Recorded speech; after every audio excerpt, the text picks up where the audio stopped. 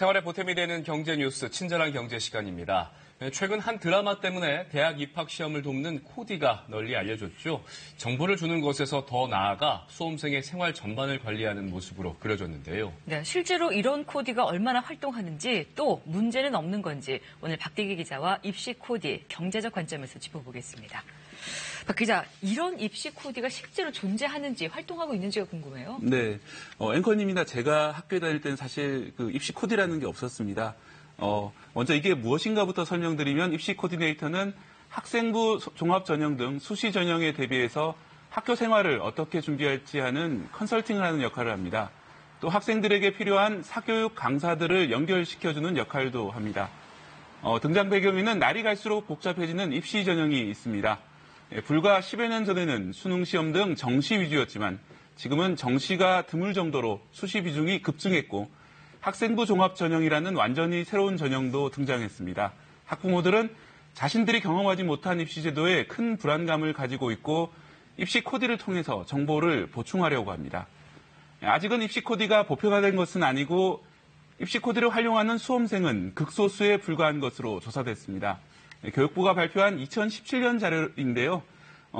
진로 진학 학습 상담을 하는 학생은 3%에 불과합니다. 시장 규모도 480억 원에 불과하다고 되어 있습니다. 전체 사교육의 0.2% 수준입니다. 또 강남 서초 교육지원청의 기준액을 보면 1분에 5천 원, 1시간에 30만 원이라고 되어 있습니다. 강남이라고 해도 시간당 30만 원이 넘는 코디비를 받는 학원은 엄연한 불법입니다. 다른 지역은 상한선이 이보다 훨씬 낮습니다. 드라마에 나오는 고액 코디는 불법일 가능성이 높습니다. 네. 그래요. 그러면 드라마에서 수어원식 받는 고액 코디 실제로 존재는 하는 거예요? 네, 제가 전수조사를 한 것은 아닙니다만 사교육계에 있는 분들을 상대로 취재한 결과 과장돼 있습니다. 또 받아도 효과가 있을지 의문이라는 지적이 많습니다.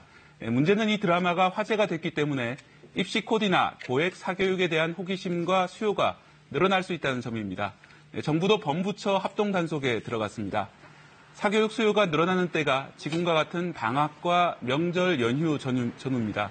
정부는 대도시 학원 밀집 지역을 집중적으로 들여다볼 계획입니다. 특히 정부는 수시와 정시 지원을 앞둔 9월과 11월 사이 입시 컨설팅이 성행할 것으로 보고 집중 점검할 계획입니다. 네, 공교육 정상화가 이제 우리 정부의 오래된 과제인데 사교육 시장이 조금 축소될 기미가 보이고 있나요? 네, 학생 수는 꾸준히 지금 줄어들고 있는 상황인데요. 사교육비 총액은 거꾸로 늘고 있습니다. 사교육비 총액은 10년 전을 정점으로 조금씩 줄어들다가 3년 전부터는 다시 반등했습니다. 1인당 사교육비가 더 문제인데요. 최근 몇 년간 지속적으로 증가해서 월 27만 원을 넘었습니다. 특히 일단 사교육을 하나라도 하는 경우에는 지출액이 이보다 훨씬 많습니다. 정부는 오랜 기간 다양한 입시 제도를 도입하면서 사교육을 줄이고 공교육을 정상화시키기 위해서 노력했습니다. 하지만 사교육이 끊이지 않고 코디까지 등장한 배경에는 입시 과정이 지나치게 복잡하고 관련 정보가 수험생과 학부모에게 투명하게 공개되지 않기 때문이라는 지적이 있습니다. 사교육 없이도 불안하지 않도록 입시 정보가 자세히 공개되고 학생부 전형이 보다 공정하게 관리되도록 개선이 필요해 보입니다. 우리 사회가 많이 바뀌고 있잖아요. 네. 근데 이렇게 사교육비를 많이 투입해서 꼭 명문대를 가야 되는 건가요? 네, 그렇습니다. 대학 평준화를 주장하고 있던 학벌 없는 사회라는 시민단체가 있었습니다. 하지만 3년 전에 우리 사회의 변화 때문이라며 자진 해산했습니다. 이 단체는 해산하면서 학벌 패거리 문화는 존재하지만 심리적 위안일 뿐 실제적 권력 획득의 통로로 작동하지 않는다라고 밝혔습니다.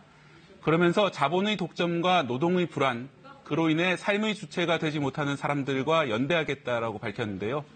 부의 세습이 강화된 현실에서 학벌보다는 더 중요한 문제가 빈부격차라고 보는 듯합니다.